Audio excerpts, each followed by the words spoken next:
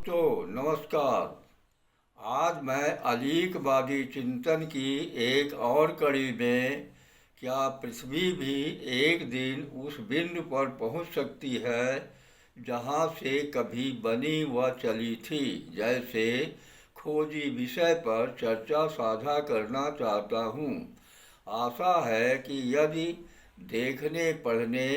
व पढ़ने के बाद कुछ अलग मिले तो वीडियो को अधिक से अधिक लाइक, सब्सक्राइब, शेयर करने का कष्ट करें।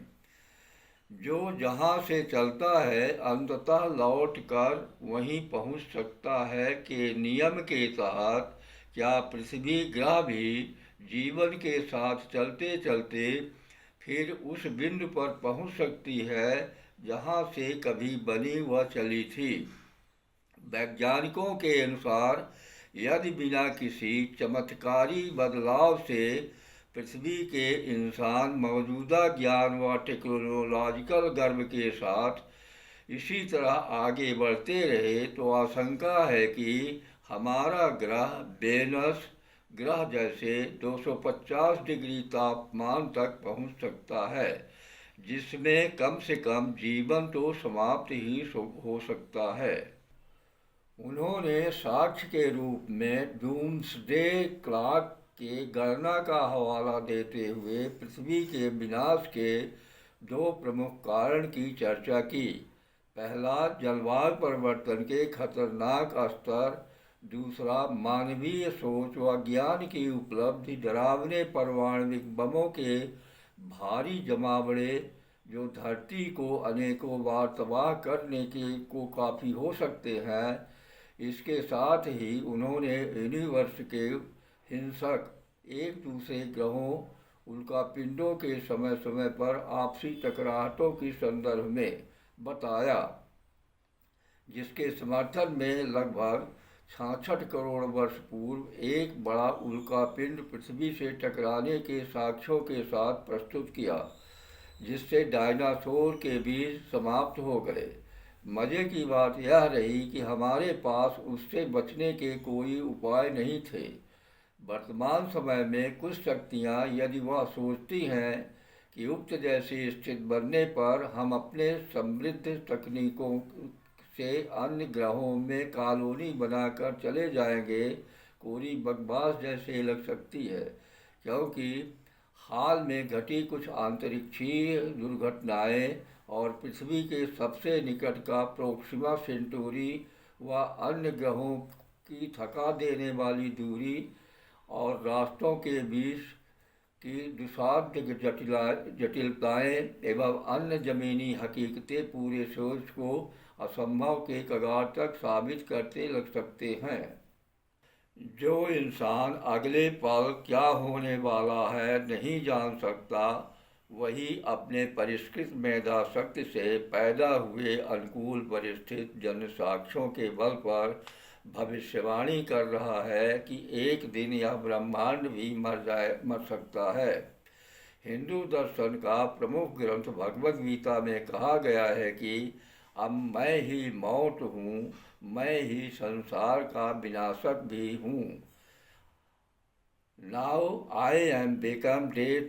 The destroyed of world, book will be survive on the earth, Stephen Hawkins. यदि हम इस बहस पर न पढ़ें कि यह वाक्य किसने कहा या लिखा, तो लगभग यह पुष्ट होता लगता है कि वास्तव में इंसान ही वह ताकत हो सकता है जो उक्त कथित लगभग असंभव कार्य को जमीनी तौर पर संभव बना सकता है। आने वाले सर्वनाशकारी समय के अनुकूल की कुछ बनती परिस्थितियों का जिक्र शायद उचित माना जा सकेगा। पृथ्वी के सजीव इंसान सहित बनने के वक्त से सीमाहीन काल तक आदमी प्राकृतिक सोच व राहों पर चलता आ रहा था। अभी कुछ शताब्दियों पूर्व से विज्ञान के उदय से वह प्राकृतिक आदमी सिर्फ अपने सोच में मानव बनने लगा, जिसके साथ ही वह चकाचौंध में डूबकर बढ़ती डरावनी जनसंख्या के विलासी जीवन जीने हेतु पुराने समस्त मान्यताओं परंपराओं को ठुकराते हुए भारी औद्योगिकरण से मशीनीकरण व खतरनाक रासायनिक उत्पादों के प्रयोगों से पूरे प्राकृतिक पर्यावरण को विषाक्त ग्लोबल वार्मिंग की जगह अब जानकार फायर वार्मिंग का नाम देने लगे हैं। बना दुनिया को नष्ट करने के लिए उन सब सामग्रियों को जुटाया जिनसे कुछ जीव जंतु तो विलुप्त हो ही रहे हैं, शेष पर भी विलुप्तता का संकट गहराता लग रहा है। इतना ही नहीं, करेला नीम चढ़े के तर्ज पर मानव अपने महत्वाकांक्षी सोचों को जमीन पर हकीकत बनाने के होड़ में विध्वंसक परमाणविक हथियारों का इतना जबरदस्त जखीरे भर रहा है जो कभी किसी सक्रिय आतंकवादी शक्तियां व सिर्फ या ताकतवर राष्ट्र का मुखिया पलीता लगा सकता है और क्षणों में संसार विनष्ट हो सकता है। जिनसे आतंकित होकर दुनिया के चोटी के वैज्ञानिक बार बार चेतावनियां देने को विवश हो रहे हैं कि उक्त कथित हथियारों से अनेकों बार पृथ्वी समाप्त हो सकती है। अतः उक्त व्याख्याओं से ऐसा लगता है कि समय रहते यदि इंसान अपने आगे बढ़ने के राह को प्राचीन जीवन शैली की ओर नहीं मोड़ा तो देर सवेर इंसान ही जमीनी तौर पर संसार का मौत व विनाशक की भूमिका में पहुंचता लग सकता है,